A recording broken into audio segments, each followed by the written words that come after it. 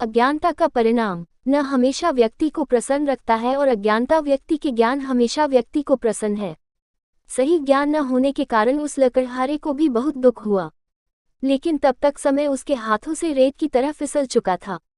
बुद्ध ने शिष्यों को एक लकड़हारे की कथा सुनाते हुए कहा, एक दिन एक राजा जंगल में आखेट के लिए गया तो मार्ग भूल गया।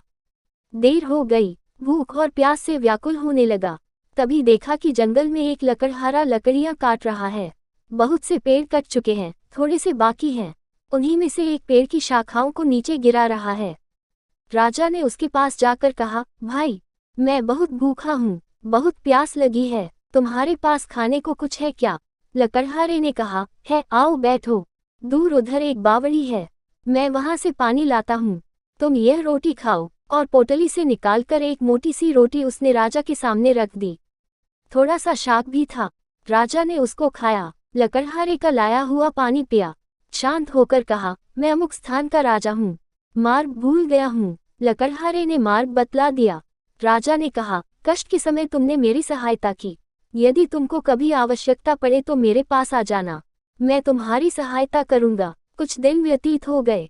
धीरे धीरे वन में सभी वृक्ष समाप्त हो गए। लकड़हारा लकड़ी काटकर इनके कोयले बनाकर बेचता था। अब वह अपनी जीविका चलाए तो कैसे? वह बहुत दुखी हो गया। दुखी चित्त से राजा के पास पहुंचा। सेवकों ने राजा को सूचना दी कि लकड़हारा आपसे मिलना चाहता है। राजा को स्मरण हो आया कि हाँ, उसने एक लकड़हारे को सहायता देने का वचन दिया था। एक दिन उसने मेरे प्राण बचाए थे। बोला, उसको मेरे समीप लाओ। सेवक लकड़हारे को राजा के सामने ले आए।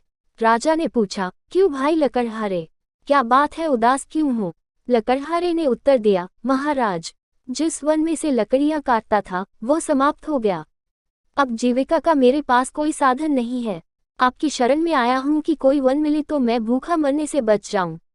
राजा ने कहा, तुम्हारी समस्या का समाधान अवश्य ही होगा। उसके चले जाने के पश्चात अपने मंत्रियों को बुलाकर परामर्श किया कि इस लकड़हारे को क्या दिया जाए। परामर्श करने के पश्चात निर्णय हुआ कि शहर के दक्षिण में राजा का चंदन के वृक्षों का जो वन है वह लकड़हारे को दे दिया जाए। पदाधिकारियों को बुलाया गया, चंदन के वृक्षों का वह वन लकड़हारे के नाम कर दिया और उसको सूचना दे दी गई। कई वर्ष व्यतीत हो गए। राजा एक दिन अपने महल में बैठा था कि लकड़हारे का ध्यान आया। प्रसन्नता के साथ उन्होंने सोचा, अब तो लकड़हारा बहुत धनी हो गया होगा, कई भवन तथा महल बनवा लिए होंगे, इसलिए चलकर उसे देखना चाहिए। राजा अपने मंत्रियों को साथ लेकर उस वन में गया जो लकड़हारे को दिया था, किंतु वहां कोई वन ही न था, न चंदन का कोई वृक्ष। राजा ने घबराकर अपने मंत्रियों से पूछा, अरे, वह वन कहाँ है जो लकड़हारे को दिया था? किसी और स्थान पर होगा, तुम मुझे अन्य स्थान पर ले आए हो। मंत्रियों ने पदाधिकारियों की ओर देखा। पदाधिकारियों ने कागजों की ओर छानबीन करके बोले, महाराज, वह जंगल तो इसी स्थान पर था। राजा ने कहा, फिर वह गया कहाँ? खोज करने पर कुछ दूरी पर चंदन के कुछ वृक्ष दिखाई दिए। उनके बीच में बैठा हुआ लकड़हारा भी दिखाई दिया, निराश, उदास, विचारमग्न। राजा ने उसके पास जाकर पूछा, अरे, तू चिंता में क्यों है? लकड़हारे ने प्रणाम करके कहा, अन्नदाता, आपकी कृपा से इतने वर्ष तो कट गए, अब ये कुछ पेड़ रह गए हैं, थोड़े दिनों में ये भी समाप्त हो जाएंगे। सोचता हूँ इसके पश्चात क्या करूँगा। राजा ने आश्चर्यपूर्वक कहा, वृक्ष तो थोड़े से रह गए हैं, शेष वृक्षों का क्या किया? लकड़हारा बोला, नित्य लकड़ी काटता हूँ, कोयला बनाता हूँ और बाजार में जाकर बेच देता हूँ। राजा ने दुख के साथ कहा, अरे भाग्यहीन, यह तुमने क्या किया? यह चंदन की लकड़ी थी, जलाकर कोयला क्यों बना दिया? लकड़हारा बोला, चंदन की लकड़ी क्या होती है?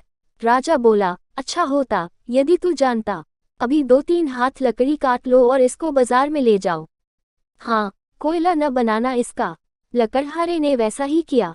एक दुकानदार ने देखा, लकड़ी तो असली चंदन की है और लकड़हारा है गंवार। बोला, क्या लेगा इसका? लकड़हारे ने पूछा, तुम क्या दोगे? दुकानदार ने कहा, 1 रुपया। लकड़हारा आश्चर्य में चिल्लाकर बोला, क्या 1 रुपया? उसका तात्पर्य था कि इस छोटी सी लकड़ी का 1 रुपया। दुकानदार समझ गया कि यह जानता है, बोला, 2 रुपये। लकड़हारा और आश्चर्य से चिल्लाकर बोला, 2 रुपये। दुकानदार ने घबराकर कहा, अच्छा 4 रुपये। लकड़हारा चिल्लाया, अच्छा 4। कुछ ही दूरी पर एक दुकानदार खड़ा था। उसने देखा कि पहला दुकानदार एक मूल्यवान वस्तु को कौड़ियों के भाव खरीद रहा है। उसे पुकार कर कहा, अरे इधर आ, मैं 10 रुपए दूंगा। लकड़हारे ने जब 10 का नाम सुना तो सिर पकड़कर बैठ गया, चिल्ला उठा, ढाढे मारकर रोने लगा। अब उसे ज्ञात हुआ कि जिस लकड़ी को वह कोयला बनाकर बेचता रहा, कितनी मूल्यवान थी और कितनी बड़ी संपत्ति का उसने विनाश कर दिया। उस लकड़हारे की मूर्खता पर आपको करुणा आती है, किंतु सुनो मेरे शिष्यों, हम स्वयं भी तो उस लकड़हारे की भांति हैं। राजाओं के राजा उस परमात्मा ने न जाने किस बात से प्रसन्न होकर सांसों का यह चंदन से पूर्ण वन हमें दिया था। हमने कुत्सित वासनाओं, घृणा, पाप की अग्नि से जलाकर इसे भस्मसात कर दिया। कितने मूल्यवान है ये सांस, ये हमने समझा ही नहीं। सांसों का यह चंदन वृक्षों से परिपूर्ण वन, जिसे हमने काम, क्रोध, लोभ, मोह और अहंकार की आग में जलाकर कोयला बना दिया। परंतु जो होना था सो हो गया। अब तो चंदन के जो थोड़े से वृक्ष, थोड़े से वर्ष रह गए हैं, इस जीवन के शायद थोड़े महीने, आओ इन्हीं का उचित उपयोग करें। यत्न करें कि तुम्हारा लोक और परलोक सुधर जाए। त्याग में आनंद। एक दिन महात्मा बुद्ध अपने प्रिय शिष्यों के साथ किसी नगरी में पहुंचे। वस्तुएं देते कुछ दिन पश्चात बुद्ध ने अपने शिष्य से कहा, चलो किसी दूसरे नगर में चलें। शिष्य ने कहा, नहीं, कुछ पैसे जमा हो जाए फिर चलेंगे। बुद्ध ने कहा, पैसे जमा करके क्या करोगे? चलो मेरे साथ, पैसे जमा नहीं करने हमें। चल पड़े दोनों। शिष्य ने कुछ पैसे जमा कर रखे थे, उन्हें अपनी धोती में बांध रखा था। चलते चलते मार्ग में नदी पड़ गई। एक नौक वहां थी। नौका वाला पार ले जाने के लिए 2 आने मांग रहा था। बुद्ध के पास पैसे नहीं थे। शिष्य देना नहीं चाहता था। दोनों बैठ गए। दोपहर हो गई, संध्या हो गई, रात हो गई। नाविक अपने घर को जाने लगा तो बोला, बाबा तुम यहाँ कब तक बैठे रहोगे? यह जंगल है, यहाँ रात को सिंह पानी पीने आते हैं, अन्य पशु भी आते हैं, वे तुम्हें मार डालेंगे। शिष्य ने कहा, तुम हमें पार ले चलो। नाविक ने कहा, मैं तो 2 आने लिए बिना नहीं ले जा सकता। शिष्य को सिंह के विचार से लगने लगा। धोती से 4 आने निकालकर बोला, अच्छा नहीं मानते तो ये लो। नाविक ने 4 आने लिए, उन्हें पार ले गया। पार जाकर शिष्य ने कहा, देखा भंते, आप तो कहते थे कि पैसा इकट्ठा करने की आवश्यकता नहीं। बुद्ध ने हंसते हुए कहा, सोचकर देखो बेटा, पैसा एकत्र करने से तुम्हें सुख नहीं मिला, पैसे को देने से मिला। सुख त्याग में है, एकत्र करने में नहीं। दुख का निवारण। एक दिन तथागत अपने शिष्यों को उपदेश दे रहे थे कि तभी एक शिष्य उठकर बोला, भंते, क्या हर दुख का निवारण किया जा सकता है? बुद्ध बोले, यह सत्य है कि हर दुख का निवारण है। इसी संदर्भ में तुम्हें एक कथा सुनाता हूँ। एक सेठ का नौकर लंबे समय से उनके पास रहकर उनकी सेवा कर रहा था। वह बड़ा ईमानदार था, साफ सफाई का पूरा ध्यान रखता था, इसीलिए सेठ जी उससे बहुत प्रसन्न रहते थे। एक दिन शाम को जब सेठ जी घर आए तो देखा कि उनकी पुरानी दीवार घड़ी टूटी पड़ी है। उन्होंने नौकर को बुलाकर पूछा, यह घड़ी कैसे टूट गई? नौकर ने कहा, मालिक, मैं सफाई कर रहा था कि घड़ी हाथ से छूट गई और टूट गई। गलती मेरी है, आप मुझे क्षमा करें। सेठ तेज आवाज में बोले, क्षमा मांगने से क्या होता है? घड़ी बरसों से कमरे में लगी थी, कमरे की शोभा थी और तुम्हें पता ही है यह मुझे कितनी प्रिय थी। डांटने के अलावा सेठ जी और कर भी क्या सकते थे, बहुत भरोसे का नौकर जो था। रात को सेठ जी को नींद आ गई। बार बार घड़ी टूटने की बात मन में उठ जाती थी। अचानक उनकी निगाह नौकर पर गई। वह खर्राटे ले रहा था। उससे सेठ को और भी दुख हुआ। मालिक के नुकसान का उसे जरा भी ख्याल नहीं था। सेठ की आकुलता और नौकर की निराकुलता ने उनकी बेचैनी और बढ़ा दी। अगले दिन सेठ ने एक प्रयोग किया। नौकर ने दिन भर काम किया। शाम को सेठ ने उसे बड़े प्यार से बुलाया और कहा, देखो, कल नुकसान हो गया, इससे मेरा मन खिन्न हो गया था, इसी से मैंने तुम्हें डांटा था, पर यह तो कल की बात थी। आज मेरा मन प्रसन्न है, तुम मेरे साथ इतने दिन से हो, इतना अच्छा काम करते हो। कल ही मेरे मन में आया था कि मुझे तुम्हारी सेवा के लिए कुछ इनाम देना चाहिए। सोचता हूँ कि क्यों न यह घड़ी ही तुम्हें दी जाए, पर क्या करें, वह तो तुम्हारे हाथ से टूट गई। यदि नहीं टूटती तो आज तुम्हारी होती। यह कहकर सेठ तो उस रात बड़े आनंद से सोया, पर नौकर सारी रात करवटें बदलता रहा। बार बार उसके मन में एक ही बात आती रही कि अगर घड़ी नहीं टूटती तो वह मुझे मिल जाती। कथा सुनाकर बुद्ध बोले, अब शायद तुम समझ ही चुके होगे कि लोभ ही दुख का सबसे बड़ा कारण होता है। इसे त्याग कर ही हर दुख से मुक्ति पाई जा सकती है। मानवता प्रथम। नव सेवा ही हमारा सबसे बड़ा धर्म है। तथागत अपने शिष्यों मानव को मानव सेवा का मूल मंत्र समझा रहे थे। इसी संदर्भ में उन्होंने शिष्यों को एक कथा सुनाई। एक राजा वेश बदलकर रात के समय भ्रमण किया करता था कि कहीं कोई अधिकारी उनकी प्रजा को सता तो नहीं रहा है, कोई दुखी तो नहीं है या कोई बदमाश लुटेरा इधर उधर तो नहीं घूम रहा है। एक रात को भ्रमण करते हुए राजा नदी के किनारे पहुंचा। सोचता कि कोई बदमाश पकड़ में आ सकता है। उसने देखा कि वहां एक युवक लेटा हुआ है। राजा ने पास जाकर पूछा, तुम कौन हो? युवक पहले तो एक अजनबी को इतनी रात गए घोड़े पर देखकर सहम गया। फिर बोला, मैं लक्ष्मीबाई का दामाद हूँ, अपनी घरवाली को लेने जा रहा हूँ, पर मुझे इतनी जोर का बुखार चढ़ा है कि मैं एक कदम भी नहीं चल सकता। सोचा, रात को यहाँ आराम कर लूं तो सवेरे चलने लायक हो जाऊंगा। राजा ने उसके माथे पर हाथ रखा तो वास्तव में मारे बुखार से वह तप रहा था। राजा ने कहा, जाड़े के दिन है, यहाँ बियाबान में अकेले रहना ठीक नहीं है, चलो तुम्हें पहुँचाए देता हूँ। राजा वेश बदले हुए था, इसलिए युवक पहचान नहीं पाया। उसे उठाकर बैठाते हुए राजा बोला, तुम बीमार हो, घोड़े पर बैठ जाओ, मैं घोड़े की लगाम पकड़कर साथ साथ चलता हूँ। सहारा देकर उसने बीमार युवक को घोड़े पर बैठा दिया और लक्ष्मी के घर की ओर चल दिया। रास्ते में युवक से पूछताछ में उसने मालूम कर लिया कि वह राजमहल में काम करने वाली जमादारिन लक्ष्मी का दामाद है। राजा उसे लेकर लक्ष्मी के घर पहुंचा। दरवाजा खटखटाकर उसने लक्ष्मी को आवाज दी। दरवाजा खोलते ही लक्ष्मीबाई ने जो दृश्य देखा तो वह अपनी आंखों पर विश्वास नहीं कर सकी। वो राजा के पैरों में गिर पड़ी और क्षमा मांगने लगी। राजा ने कहा, लक्ष्मी, तुम यह क्यों भूल जाती हो कि मैं राजा बाद में हूँ और मानव पहले। मानव होने के नाते मानवता मेरा पहला धर्म है। भगवान का वादा, ईश्वर हर जगह हर रूप में कहीं भी प्रकट हो सकता है, वह तो तू अंतर्यामी है। महात्मा बुद्ध ने अपने प्रिय शिष्यों को ईश्वर की महिमा की कथा सुनाते हुए कहा। एक वृद्धा थी, सदा भगवान के ध्यान में लगी रहती थी। अपने हाथों का बना खाना भगवान को खिलाने की उसकी बड़ी इच्छा थी। एक बार भगवान ने उसके स्वप्न में आकर कहा, मैं कल जरूर तुम्हारे हाथों का खाना खाऊंगा। वृद्धा खुश हुई, भगवान के लिए बढ़िया खाना बनाने की सोची। दुकान से रसोई का सामान लेकर लौटी तो घर के चबूतरे पर एक बूढ़े विपन्न दंपति दिखाई पड़े। बदन पर चिथड़े, बिखरे सूखे बाल, सर्दी में कांपते शरीर। वृद्ध ने कहा, माता, 2 दिन से भूखे हैं, हमें थोड़ा सा खाना दे दो। वृद्धा का मन व्याकुल हुआ, ये चीजें भगवान के लिए हैं और फिर से खरीदने के लिए पैसा भी नहीं है, क्या किया जाए। थोड़ा हिचकिचाई, फिर उसने सोचा, भगवान आए तो और एक बार आने को कहूंगी, आखिर भगवान तो इनके जैसे भूखे नहीं होंगे न। बस वृद्धा ने जल्दी खाना बनाया, उन्हें प्यार से खिलाया। अब उसके मन में शांति और अपार संतोष था। भगवान तो नहीं आए। रात को फिर भगवान ने दर्शन दिए तो वृद्धा ने पूछा, भगवान, आपने वादा नहीं निभाया, आप नहीं आए। आपने अच्छा किया, वरना आप आते तो भी खिलाने को मेरे घर में आज कुछ नहीं था। भगवान ने मुस्कुरा कर कहा, मैंने वादा निभाया, तुमने मुझे और मेरी देवी को प्यार से खाना खिलाया। इतना कहकर भगवान अंतर्धान हो गए। सत्य की महिमा, जब वह एक हत्यारा झूठ का सहारा लेकर अपने प्राणों की रक्षा कर सकता है तो जरा सोचो, सत्य में कितनी शक्ति समाई है। आज के उपदेश का भी यही विषय होगा। कहते हुए बुद्ध ने अपने शिष्यों को एक कथा सुनाई। एक व्यक्ति ने किसी की हत्या कर दी तो राजा के सिपाही उसके पीछे पड़ गए। वह किसी तरह जान बचाकर भागता रहा। तभी सामने नदी आ गई।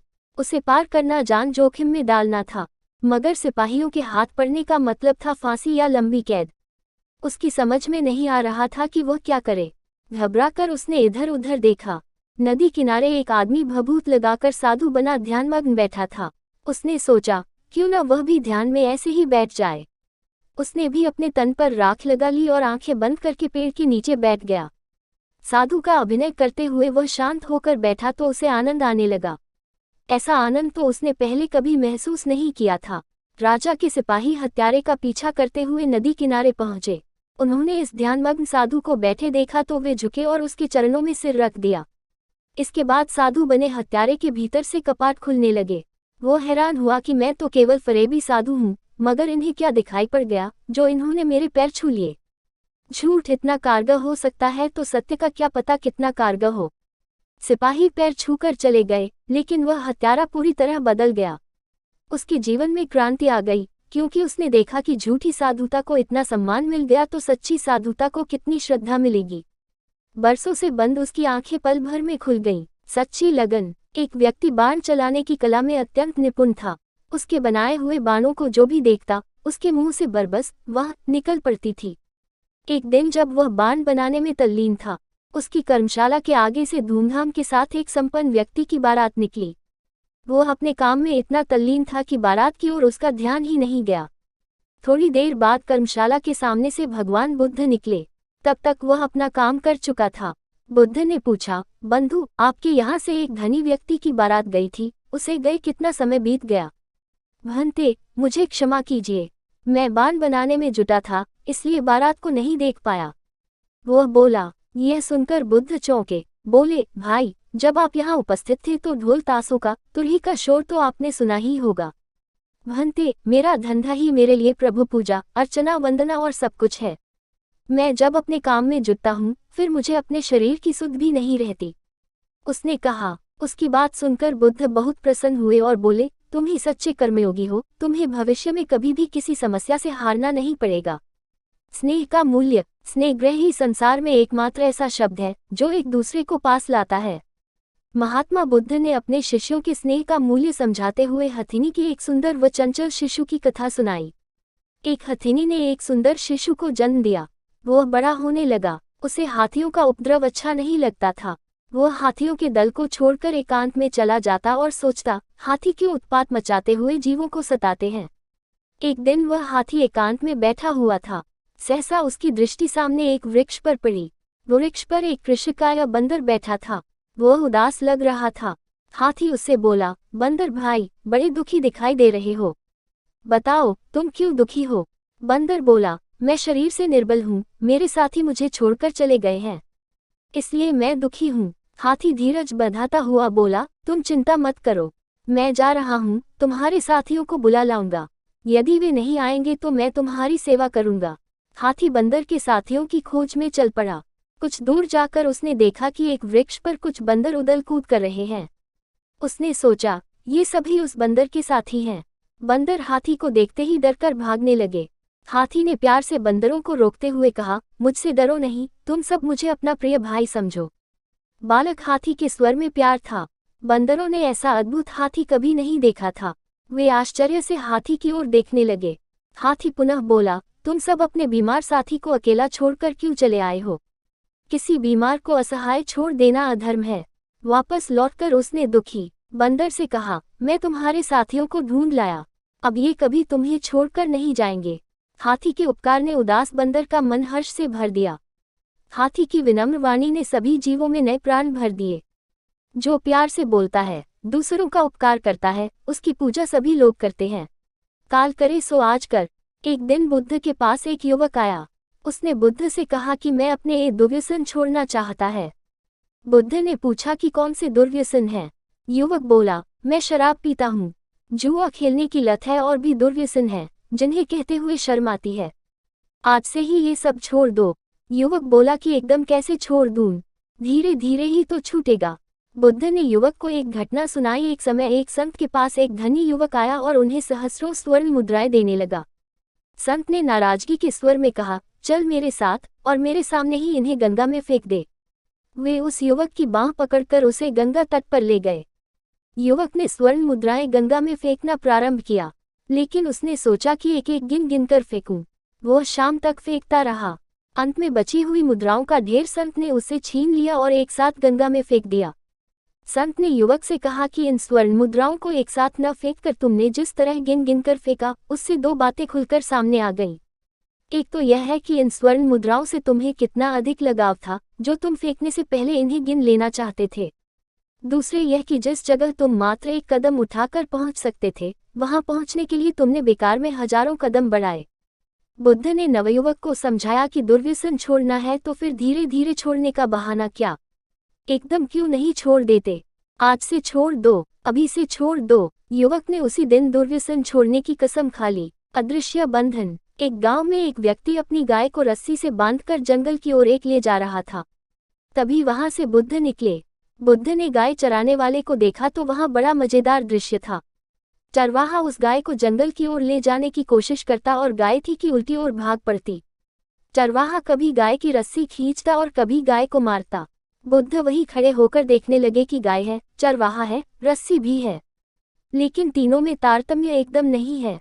बुद्ध जब यही सोच रहे थे, तभी वहां से उसी गांव के बहुत से लोग निकले और वे भी गाय तथा चरवाहे के बीच की कशमकश देखने लगे। बुद्ध ने गांव के लोगों से पूछा, यह गाय इस चरवाहे के साथ क्यों है? लोगों ने कहा कि इसमें पूछने की क्या बात है, साफ है कि गाय इस चरवाहे के साथ बंधी है। बुद्ध ने पूछा कि तब फिर यह गाय चरवाहे के साथ क्यों नहीं है? अगर गाय भाग जाए, जैसा कि वह कर रही है, तो फिर चरवाहा उसके पीछे भागेगा कि नहीं, जैसे कि वह भाग रहा है? उन लोगों ने कहा कि चरवाहे को तो गाय के पीछे भागना ही पड़ेगा। बुद्ध ने समझाया, देखो, गाय के गले में जो रस्सी है, वह बहुत साफ दिखाई दे रही है।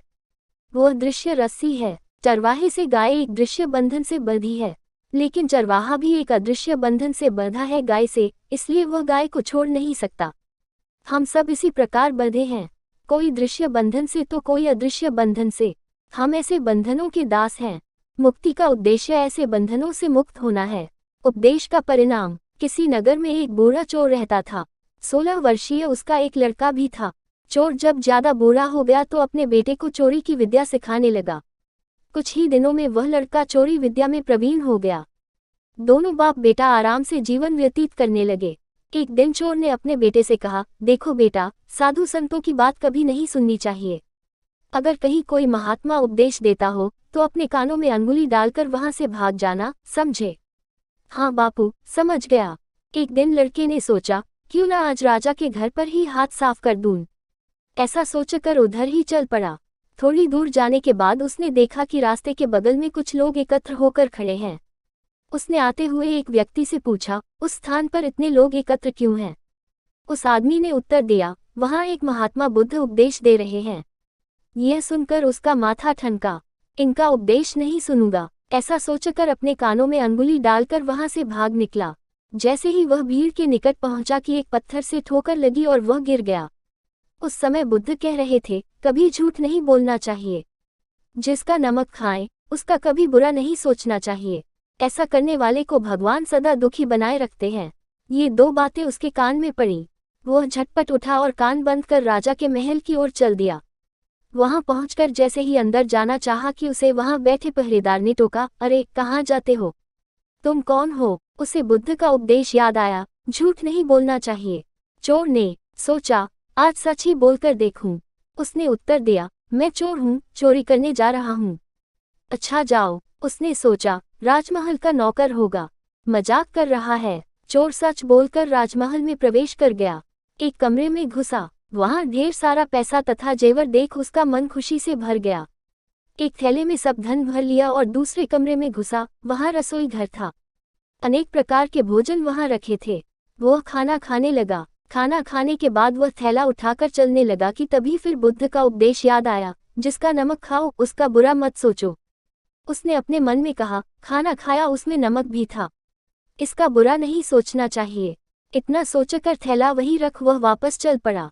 पहरेदार ने फिर पूछा, क्या हुआ, चोरी क्यों नहीं की? देखिए, जिसका नमक खाया है उसका बुरा नहीं सोचना चाहिए।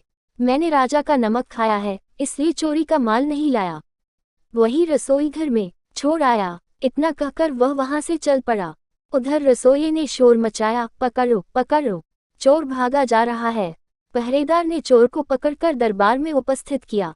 राजा के पूछने पर उसने बताया कि एक महात्मा के द्वारा दिए गए उपदेश के मुताबिक मैंने पहरेदार के पूछने पर अपने को चोर बताया, क्योंकि मैं चोरी करने आया था।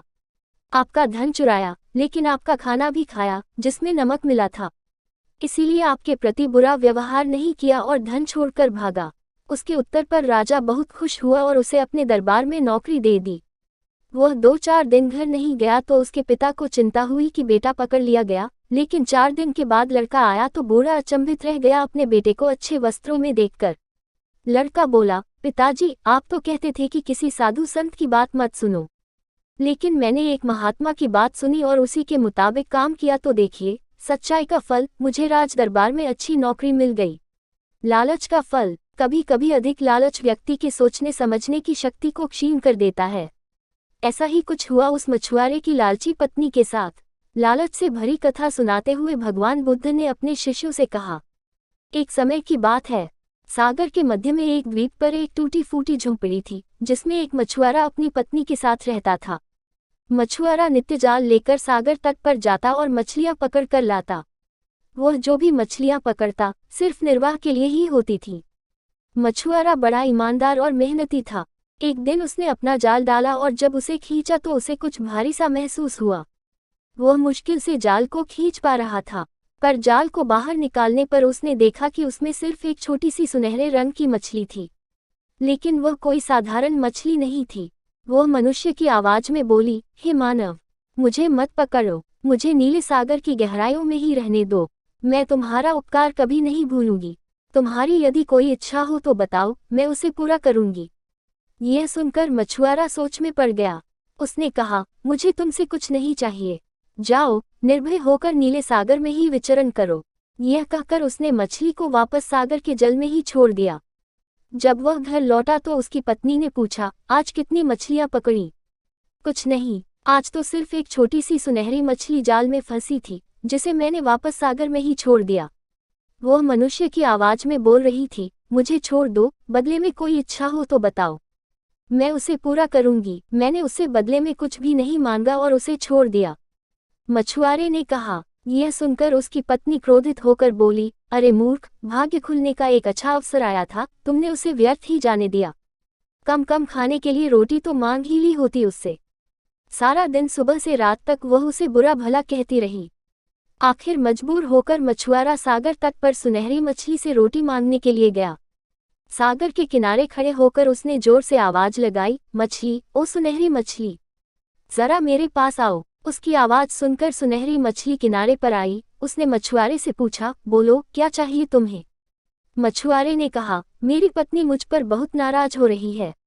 उसने मुझे तुम्हारे पास रोटी मांगने के लिए भेजा है। मछुआरे ने कहा। मछली के आश्वासन पर मछुआरे ने घर पहुंचकर देखा कि सचमुच वहां पर रोटियों का ढेर लगा हुआ था। पत्नी ने कहा, घर में रोटियों की कमी नहीं है, पर कपड़े धोने वाले टब में छेद हो गया है। जाओ, सुनहरी मछली से कपड़े धोने वाला नया टब भी मांग लाओ। मछुआरा पुनः सागर तट पर गया।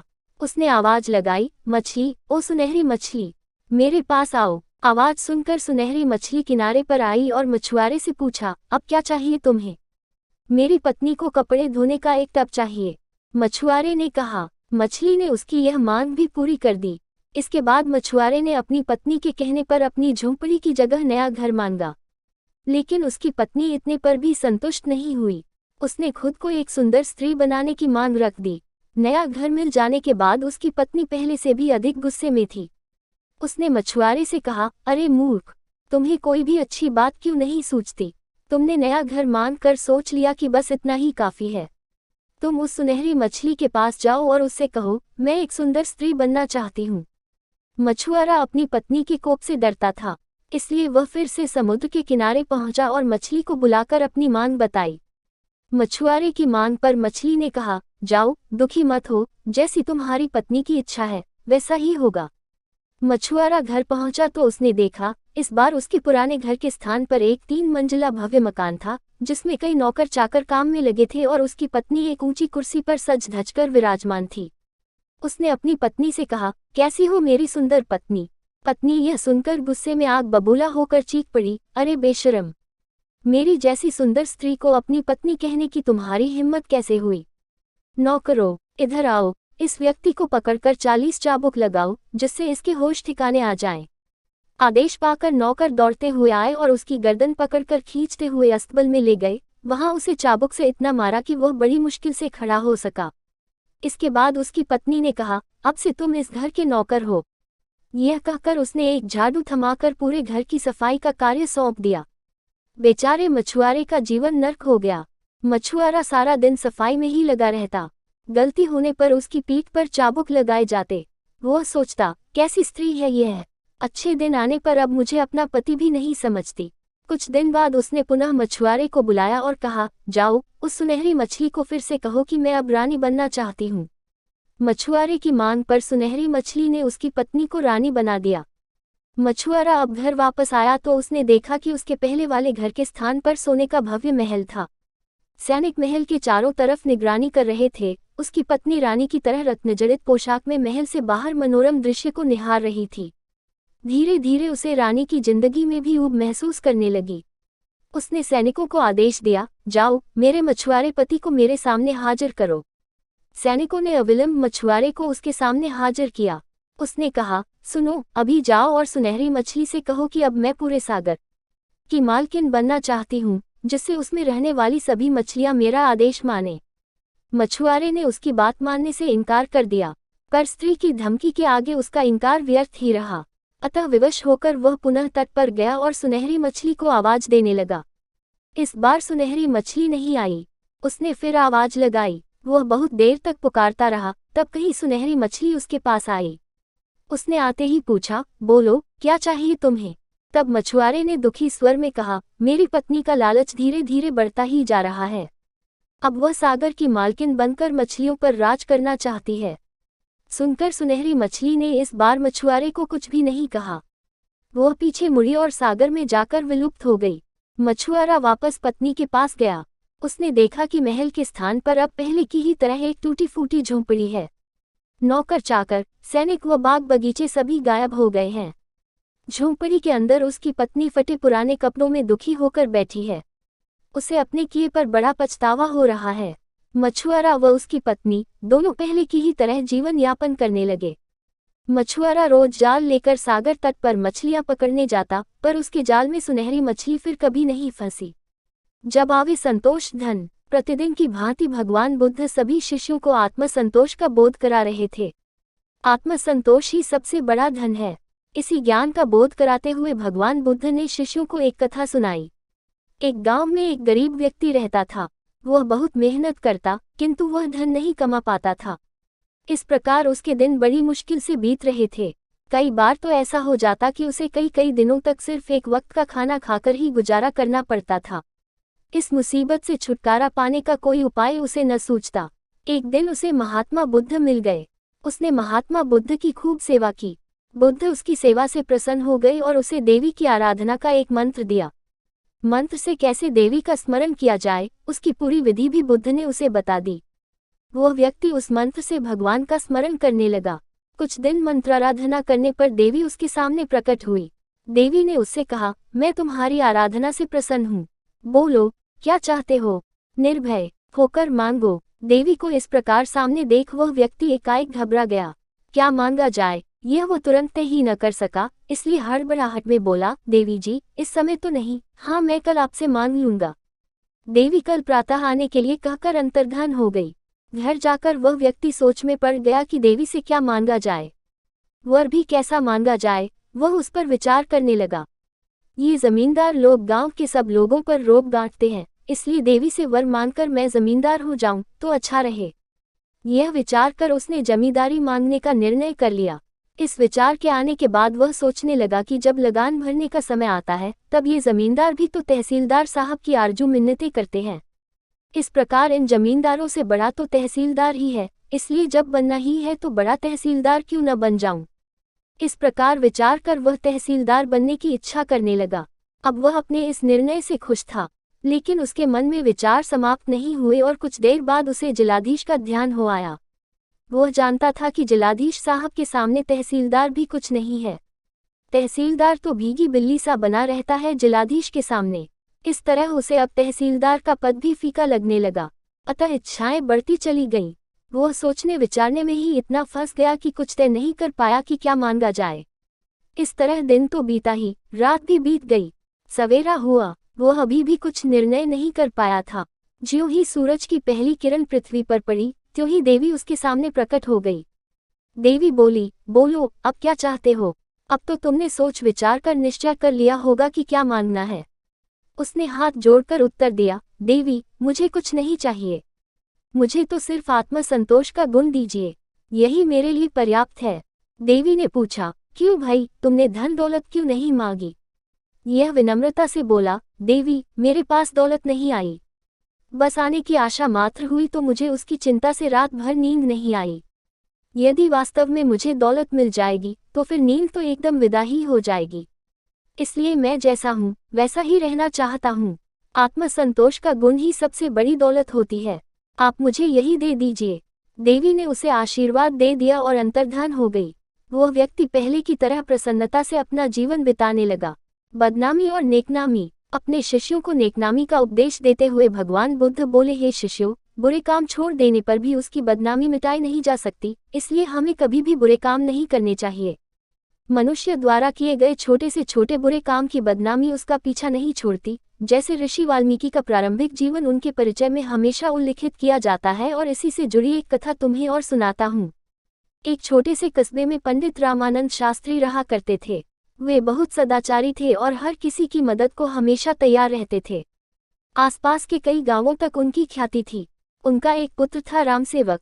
रामसेवक इकलौता होने के कारण बड़ा ही चंचल और नटखट था। पंडित जी की हार्दिक अभिलाषा थी कि उनका बेटा विद्या प्राप्त करके उन्हीं की तरह सदाचारी बने और पूजा पंडिताई का काम करे। लेकिन पिता की इच्छा के विपरीत लाडला रामसेवक हमेशा शरारतें किया करता था।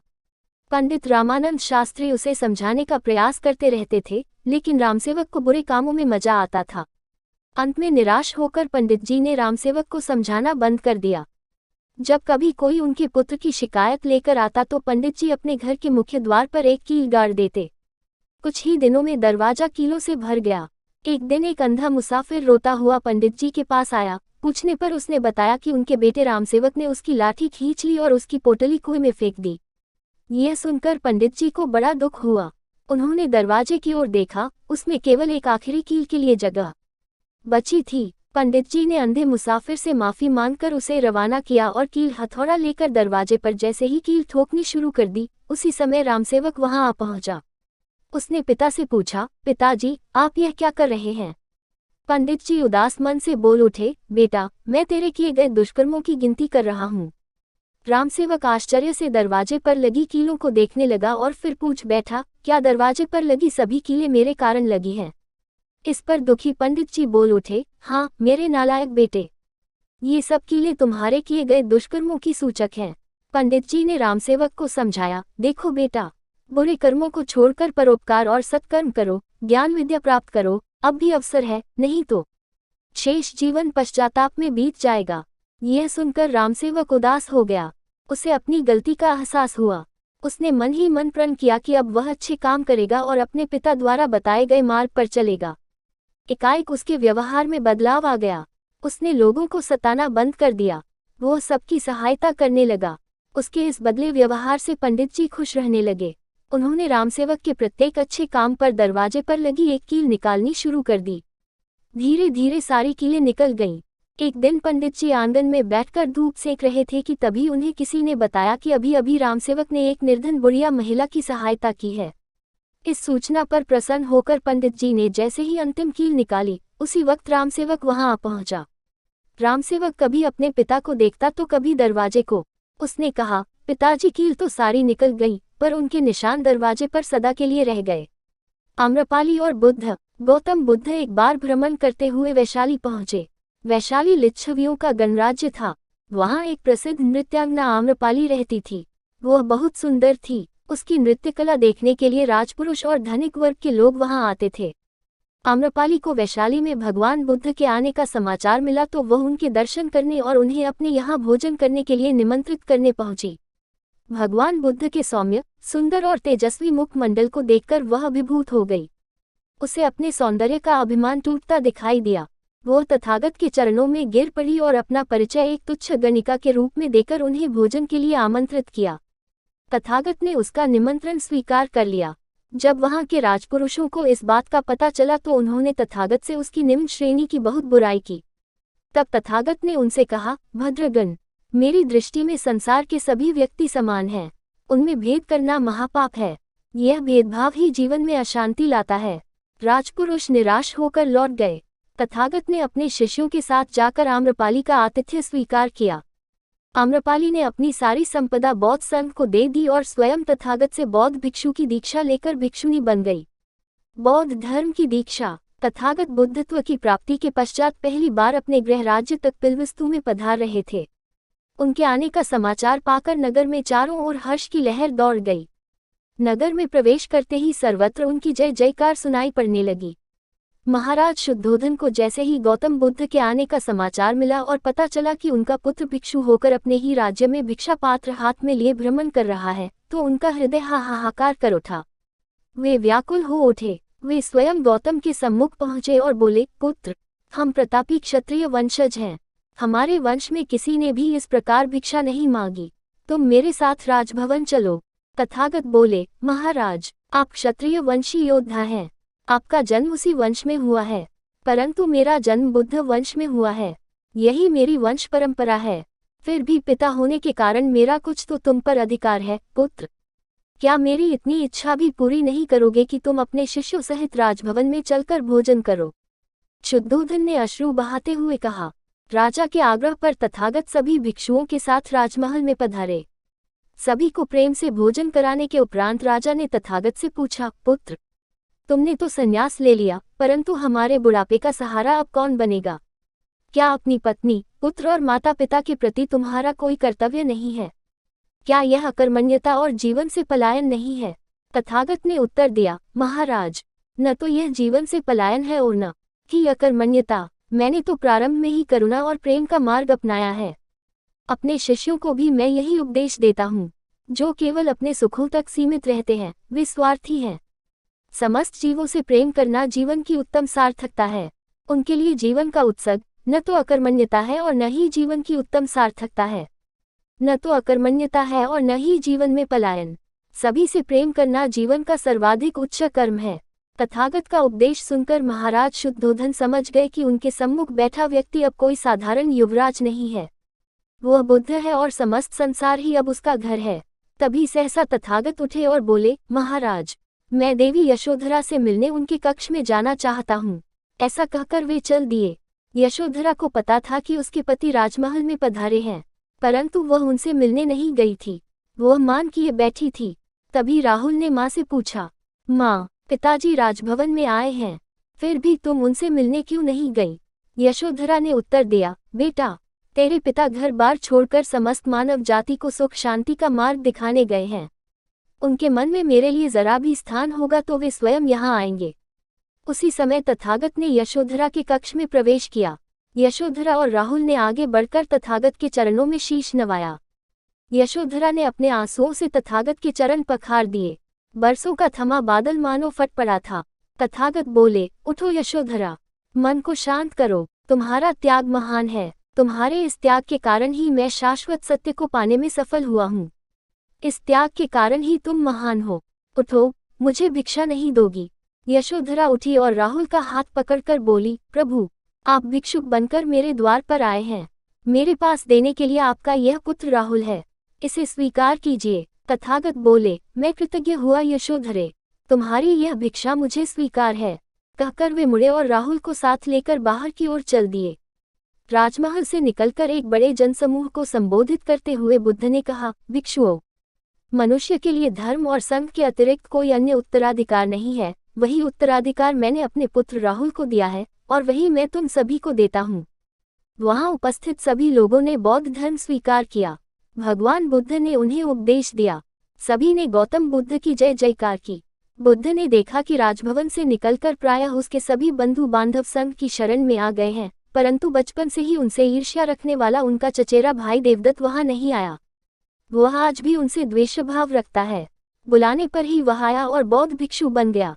उसके मन में जो मंथन चल रहा था, भगवान बुद्ध उसे अच्छी प्रकार से जानते थे। फिर भी उन्होंने उसे संघ में सम्मिलित कर लिया। देवदत्त की षड्यंत्र। देवदत्त यद्यपि बौद्ध धर्म अपनाकर संघ में सम्मिलित हो गया था, परंतु एस्टरिस्क उसके हृदय में बुद्ध के प्रति ईर्ष्या समाप्त नहीं हुई थी। दूसरी ओर सम्राट बिंबिसार की छोटी रानी छलना और उसके पुत्र अजातशत्रु को सम्राट बिंबिसार का बौद्ध धर्म तथा तथागत के प्रति स्नेहभाव बिल्कुल पसंद नहीं था। देवदत्त की सहायता से अजातशत्रु ने सम्राट बिंबिसार को बंदी बनाकर बंदीगृह में डाल दिया और स्वयं मगध का सम्राट बन बैठा। बंदीगृह में ही सम्राट का देहावसान हो गया। उनके दिवंगत होते ही वह निरंकुश हो गया। उसने देवदत्त की सलाह पर राज्य में घोषणा करवा दी कि मगध के नागरिक महात्मा बुद्ध के प्रवचन सुनने न जाएं। जो वहां जाएगा उसे कड़ा दंड दिया जाएगा। उन दिनों तथागत गौतम रुद्रकूट की पहाड़ी पर निवास कर रहे थे।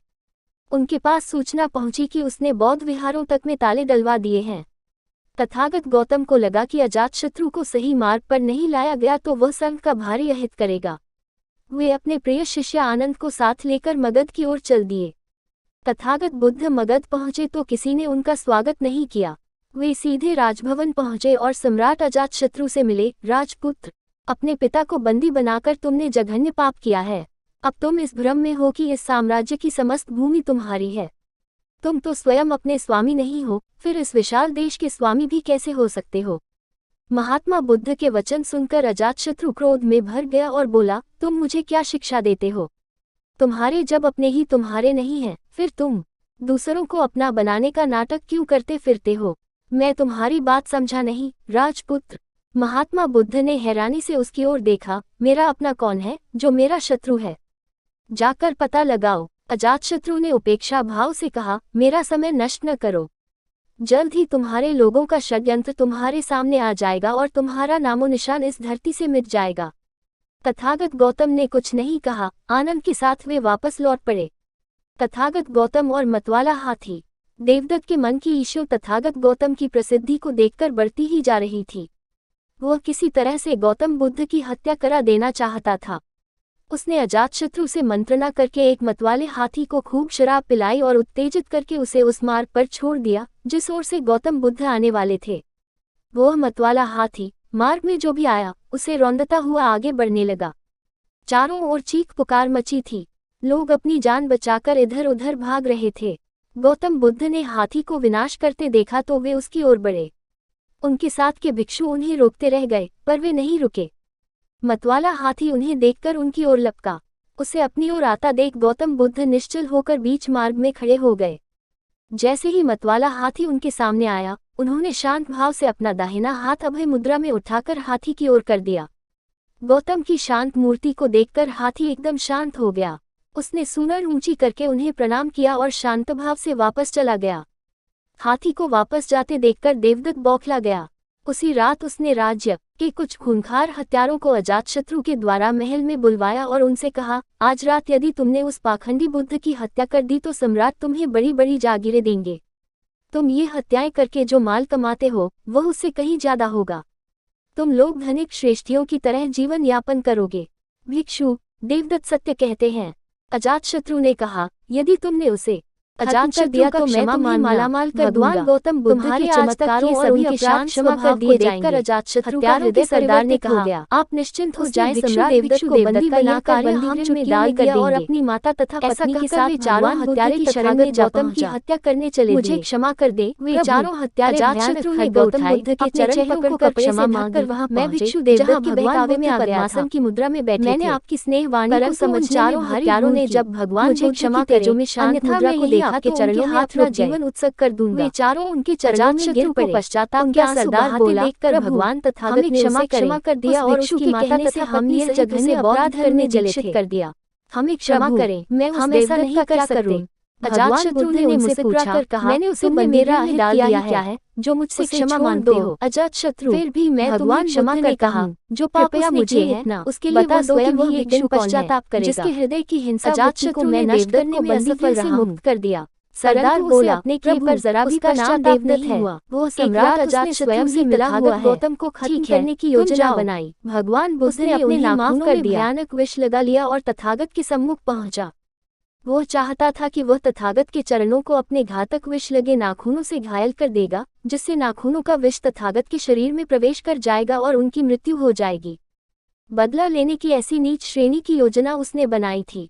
वो तथागत से बोला, भ्राताश्री, मैं अपने किए पर बहुत पछता रहा हूँ। मैं आपके चरण स्पर्श करके प्रायश्चित करना चाहता हूँ। मुझे एक अवसर अवश्य दें। परंतु वह जैसे ही तथागत के चरण स्पर्श करने के लिए नीचे झुका, तथागत ने उसे पैर की ठोकर से दूर उछाल दिया और बोले, मैंने तुझे कई बार ईर्ष्या छोड़ने के लिए कहा देवदत्त, पर तू नहीं माना। अब अपने किए का दंड स्वयं ही प्राप्त कर। देवदत्त जैसे ही हवा से धरती पर गिरा, धरती फट गई और वह उसमें समा गया। लोगों की चीखें निकल गईं। ज्ञान का अथाह सागर। भगवान बुद्ध अपने अंतिम समय तक अपने शिष्यों के साथ रहे। एक बार वे एक निर्जन वन से गुजर रहे थे। वहां उन्होंने एक शीशम के वृक्ष के नीचे से कुछ पत्ते उठाए और अपने शिष्यों से पूछा, भिक्षुओं, बताओ, मेरे हाथ के पत्ते ज्यादा हैं या इस वन के?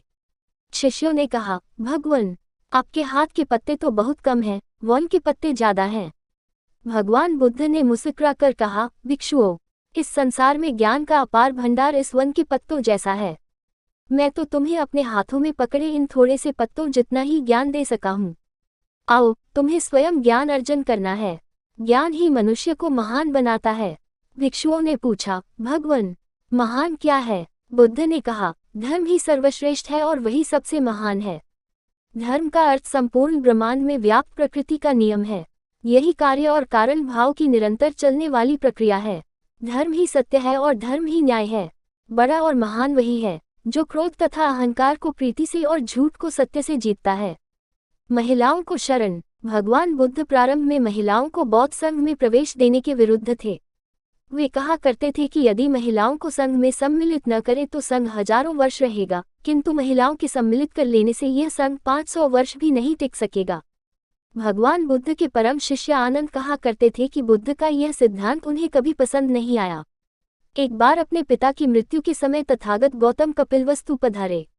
पिता का अंतिम संस्कार करके जब वे जाने लगे तो प्रजावती ने संघ में प्रवेश की अनुमति मांगी। तब भगवान बुद्ध ने उनसे कहा, माता, आत्मशुद्धि के लिए संघ में सम्मिलित होना आवश्यक नहीं है। घर में रहकर भी यह ज्ञान प्राप्त किया जा सकता है। परंतु आनंद के कहने पर भगवान बुद्ध को स्त्रियों के लिए भी बौद्ध संघ के द्वार खोलने पड़े। आनंद ने अपना तर्क देते हुए कहा था, प्रभु, धर्म स्त्री और पुरुष में भेद नहीं मानता। स्त्रियों को भी संघ में प्रवेश पाने का पूरा अधिकार है। मृत्यु पर किसी का वश नहीं। एक समय की बात है कि एक स्त्री अपने मृत पुत्र को लेकर भगवान एक बुद्ध के पास आई और बोली, हे महात्मा, यदि आप सिद्ध पुरुष हैं तो मेरे इस मृत पुत्र को जीवित कर दीजिए। बुद्ध ने कहा, देवी, मैं तेरे पुत्र को अवश्य जीवित कर दूंगा। जा, उस घर की थोड़ी सी मिट्टी मुझे ला दे जिस घर में किसी की मृत्यु न हुई हो। ऐसा सुनकर वह स्त्री दर दर भटकी, पर उसे कोई घर ऐसा नहीं मिला। घूमते घूमते वह थक गई। उदास होकर वह गौतम बुद्ध के पास लौट आई और बोली, महात्मन, मुझे तो ऐसा कोई घर नहीं मिला। तब बुद्ध ने कहा, देवी, मृत्यु पर किसी का वश नहीं है। जिसने जन्म लिया है उसकी मृत्यु निश्चित है। अब तू ही बता, मैं तेरे पुत्र को कैसे जीवित कर सकता हूँ? यह तो प्रकृति का नियम है। तुझे इसे विधि का विधान मानकर संतोष करना चाहिए। बुद्ध के वचन सुनकर स्त्री का दुखी हृदय शांत हो गया। महानिर्वाण। भगवान बुद्ध की अवस्था अब 80 वर्ष की हो गई थी, तो वे काफी शिथिल हो गए थे। अब उनसे चला फिरा नहीं जाता था। यशोधरा और प्रजावती दुखी तथा अपंगों की सेवा करते करते परलोक से धार गई थी। भगवान के सारे धार्मिक कार्य आनंद की ही देखरेख में हुआ करते थे। एक बार भगवान बुद्ध आग्रह करके काशी नगरी में 125 मील दूर कुशीबारा नगर के पास हिरण्यवती नदी के तट पर आए। वहां 2 विशाल शाल वृक्ष खड़े थे। भगवान बुद्ध ने यहाँ अपने शिष्यों को अपने जीवन का अंतिम उपदेश दिया। भिक्षुओं, जिसने जन्म लिया है उसकी मृत्यु निश्चित है। एक दिन समय के साथ सभी नष्ट हो जाते हैं। मेरा भी अब अंतिम समय आ गया है, अतः मेरे जाने के उपरांत शोक मत करना। मेरे द्वारा बताए अष्टांग मार्ग पर चलना, कर्म के विधान को सही प्रकार से समझना। जन्म और मृत्यु का यह चक्र ही सबसे बड़ा दुख है। इस चक्र से छुटकारा पाने का एकमात्र मार्ग ज्ञान प्राप्ति अथवा बोध ही है। ऐसा कहकर वे दोनों शाल वृक्षों के बीच लेट गए और देखते ही देखते उनके प्राण इस नश्वर देह को छोड़कर कहीं दूर चले गए। यह वैशाख पूर्णिमा का दिन था। इसी दिन उनका जन्म हुआ था, इसी दिन उन्होंने ज्ञान प्राप्त किया था और इसी दिन उनकी मृत्यु हुई थी। ईसा से 483 वर्ष पूर्व उन्होंने महापरिनिर्वाण प्राप्त हुआ था।